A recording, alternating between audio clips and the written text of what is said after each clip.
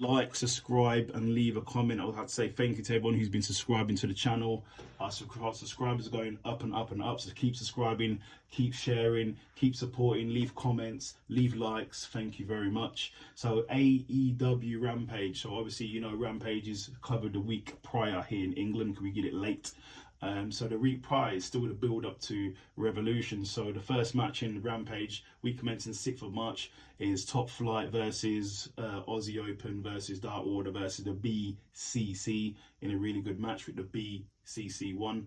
Then we had Hangman and Page calling out John Moxley, saying he's going to go into a dark place. There's going to be blood. There's going to be violence. It's going to be a Texas D match, which I have already covered already, but I need to cover this again. Then we had Jack Perry calling out Christian Cage, saying basically going to bury him, and that's going to be it. So we'll see what happens with the shovel in his hand. Then we had, in our next match, we had Rio versus Sakura in a really good match for the ladies, and Rio won. Then we had Powerhouse Hobbs versus Pentago in an absolute squash match. So Hobbs is obviously coming for that TNT championship, and he said whoever's got it after Revolution, he's coming for you. Then we had Tanaski, I think that's his name. He said he's not happy with how things are going. Then Don Callis turns up and goes, hey, they want to work with him, so we'll see what happens. Then we had Mark Briscoe call out Mark Sterling for his treatment and how he's been treating him, trying to backstab him. Then the Lucha Brothers turn up and says, hey, we're your boys and we're going to face Mark, etc. at Revolution, and I've already covered that already. Then we had Swerve and Parker in the main event of the evening versus Dustin and Keith Lee. Really good match. Go and watch it if you haven't seen it.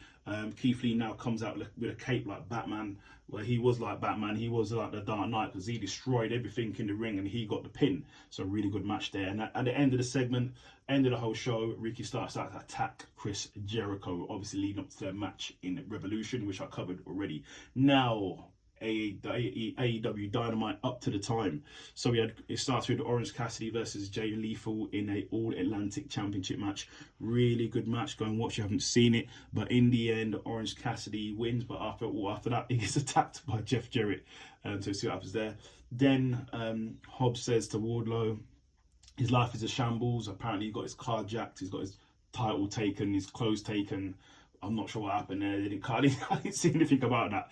They didn't elaborate on what happened, but he basically says he's going to come and take his title. Then we had Ricky Starks come out and say he's having a great week and everything's going good, and he's just on to the next thing. Before he could say what the next thing is, he was jumped by Juice Robinson. So we will see what happens there. Then we had Wardlow in the back, said in the match, he's not got any clothes to wear, but FTR gave him a t-shirt, and he basically said he wants a Falls Count Anywhere match against Hobbs. So we'll have to see what happens there. Then we have Ruby in the ring saying she's blaming the fans because the fact that when she was in her match, the fans cheered Britt Baker when she lost, and the fans also cheered Statlander in their match as well. So that's made her angry, and now she's basically a heel. So we had Ruby Soho versus Sky Blue in a really good match, but Ruby won, and then she beat down Sky Blue, and then Tony and Saraya came out as well. I think Statlander came out as well and she got beat down. Then we had Hangman Adam Page basically talking.